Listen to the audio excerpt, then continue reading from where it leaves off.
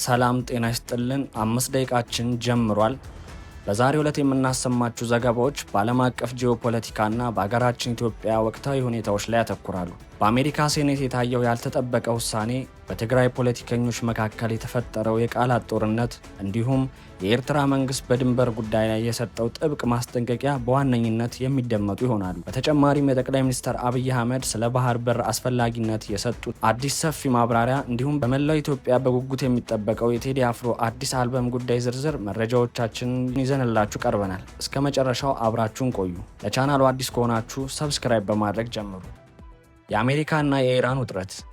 ወደ ዓለም አቀፍ ዜናዎቻችን ስንቀድም የአሜሪካ ሴኔት ፕሬዝዳንት ዶናልድ ትራምፕ በኢራን ላይ ጦርነት የመክፈት ስልጣናቸውን የሚገድበው ረቂቅ ሕግ ውድቅ አድርገውታል። በዲሞክራቶች የቀረበውና የትራምፕን ወታደራዊ እርምጃ የመውሰድ ኃይል ለመገደብ ያለመው ይህ ሕግ በ53 ለ47 በሆነ ድምፅ ሳይሳካ ቀርቷል። ይህም ትራምፕ ያለ ኮንግረሱ ፍቃድና ይሁንታ በቀጣይ በኢራን ላይ ወታደራዊ ጫናዎችን የመፍጠርና እርምጃዎችን የመውሰድ ፕሬዝዳንታዊ ስልጣናቸውን እንዲያስጠብቁ አስችሏቸዋል። ፕሬዝዳንቱ በዚህ ውሳኔ መደሰታቸው የተገለጸ ሲሆን ኢራን ወደ ድርድር ካልመጣች ወታደራዊ እርምጃው እንደሚቀጥልም አስጠንቅቀዋል። በሌላ በኩል ግን በሁለቱ ሀገራት መካከል ያለው የባህር ላይ ፍጥጫ አሁንም እጅግ አሳሳቢ ደረጃ ላይ ይገኛል። አሜሪካ ስትራቴጂካዊ በሆነ የሆርሙዝ ወሽመጥ ላይ ቁጥጥር በማድረጓና በኢራን ወደቦች ላይ የባህር ላይ እገዳ መጣሏን ተከትሎ የኢራን ከፍተኛ ወታደራዊ አማካሪ መሐሰን ረዛይ ከባድ ማስጠንቀቂያ ሰጥተዋል። ረዛይ በመንግስት ቴሌቪዥን ቀርበው እንደተናገሩት የአሜሪካ የጦር መርከቦች በኢራን ሚሳኤሎች ኢላማ ስር ናቸው፣ ወደ ባህር ግርጌ እንዲሰምጡ እናደርጋቸዋል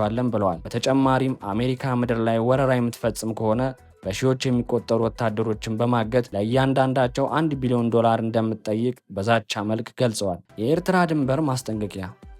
ወደ ቀጠናዊ ጉዳዮች ስንመለስ የአስመራው አስተዳደር በኢትዮጵያና ኤርትራ ድንበር ጉዳይ ላይ አዲስና ጥብቅ ማስጠንቀቂያ ሰጥቷል። የፕሬዝዳንት ኢሳያስ አፈወርቅ መንግስት የልሳን አካል የሆነው ሬድ ሲ ኮንቲኔንታል ባስነበበው አተታ ድንበሩ በሕግ የታሸገ በመሆኑ ለድርድር እንደማይቀርብ አስታውቀዋል። ኤርትራ የድንበር ኮሚሽኑ ከዓመታት በፊት የሰጠው ውሳኔ ብቻ ተግባራዊ መሆን እንዳለበት እየወተወተች ሲሆን ዓለም አቀፉ ማህበረሰብ በኢትዮጵያ ላይ ጫና እንዲያደርግ መጠየቋ ተሰምቷል።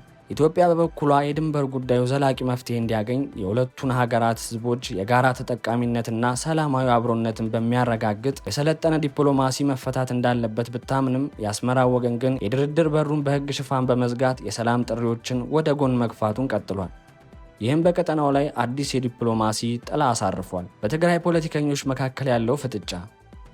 በትግራይ ክልል የፖለቲካ ትኩሳት በጊዜያዊ አስተዳደሩና በህወሓት አመራሮች መካከል ዳግም አገርሽቷል። የጠቅላይ ሚኒስትሩ የምስራቅ አፍሪካ ጉዳዮች አማካሪና የክልሉ የቀድሞ ፕሬዝዳንት አቶ ጌታቸው ረዳ በዶክተር ደብረጽዮን ገብረ ሚካኤል የሚመራውን የህወሓት ክንፍ የእብዶች ስብስብ ሲሉ በከባድ ቃላት ወርፈዋል። አቶ ጌታቸው ይህን ቡድን የትግራይን ህዝብ ለዳግም እልቂትና ረሃብ እየዳረገ ነው ሲሉ የከሰሱ ሲሆን መንግስታችን ይመለስ የሚለው አዲስ እንቅስቃሴም ህዝቡን ወደ እሳት የመክተት ያህል ነው ብለዋል።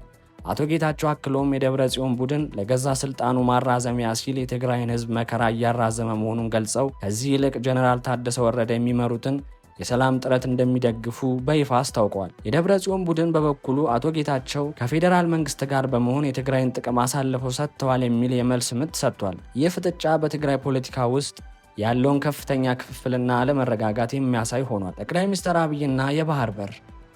ጠቅላይ ሚኒስትር አብይ አህመድ ከብሔራዊ ቴሌቪዥን ጋር ባደረጉት ሰፊ ቃለ ምልልስ የባህር በር ጉዳይ ለኢትዮጵያ የህልውናና የልማት ዋስትና መሆኑን በዝርዝር አብራርተዋል። ኢትዮጵያ የባህር በር ባለቤት ካልሆነች ልታድግ እንደማትችልና በቀጠናውም ዘላቂ ሰላም ሊሰፍን እንደማይችል ተናግረዋል። ጠቅላይ ሚኒስትሩ የባህር በር አባልነት በዜጎች ኑሮ ላይ ያለውን ቀጥተኛ ጫና ሲያስረዱ አንድ ሸቀጥ ከቻይና ተጭኖ ጎረቤት ሀገራት ሲገባና ኢትዮጵያ ሲመጣ የሚኖረውን የዋጋ ልዩነት ተግባራዊ ምሳሌዎች አሳይተዋል። እንደ እርሳቸው ማብራሪያ የባህር በር ባለመኖሩ ምክንያት በሸቀጦች ላይ ከ30% እስከ 100% የዋጋ ጭማሪ ይከሰታል። ይህ የፖለቲካ ወይም የመንግስት ጉዳይ ብቻ ሳይሆን በእያንዳንዱ ዜጋ ኪስ፣ በለበሰው ልብስና በሚገዛው መድኃኒት ላይ በየቀኑ የሚታይ ትልቅ ችግር ነው ሲሉ አጽንኦት ሰጥተዋል። የባህር በር ጥያቄው የህዝብ ጥያቄ መሆኑን ደጋግመው ገልጸዋል። የቴዲ አፍሮ አዲስ አልበም። በመጨረሻም በኪነ ጥበቡ ዘርፍ በመላው ኢትዮጵያና በዓለም ዙሪያ ያሉ አድናቂዎቹ በጉጉት የሚጠብቁት የአርቲስት ቴዎድሮስ ካሳሁን አዲስ አልበም ዛሬ ሚያዝያ 8 ቀን 2018 ዓ.ም ከሰዓት 8 ሰዓት ላይ ይፋ ተደርጓል። ኢትዮሪካ የተሰኘው ይህ አልበም አርቲስቱ ከ9 ዓመታት ቆይታ በኋላ ይዞት የቀረበ ስራ በመሆኑ በህዝብ ዘንድ ትልቅ ጉጉት ፈጥሯል። ከሰዋሰው መልቲሚዲያ ጋር የነበረው ውል በሲአርቢቲ መብት ጉዳይ ምክንያት ቢቋረጥም አሳታሚው ድርጅቱ መለያየታቸው በሰላም መሆኑንና ለአርቲስቱ አዲስ አልበም ስኬት እንደሚመኝ ገልጿል። ቴዲ አፍሮ አልበሙን በራሱ የዩቲዩብ ቻናልና በዓለም አቀፍ የሙዚቃ ማዳመጫዎች እንደሚያቀርብም ታውቋል። የሰዓቱ መረጃዎቻችን እነዚህ ነበሩ። ሰብስክራይብ በማድረግ ቤተሰብ ይሁኑ።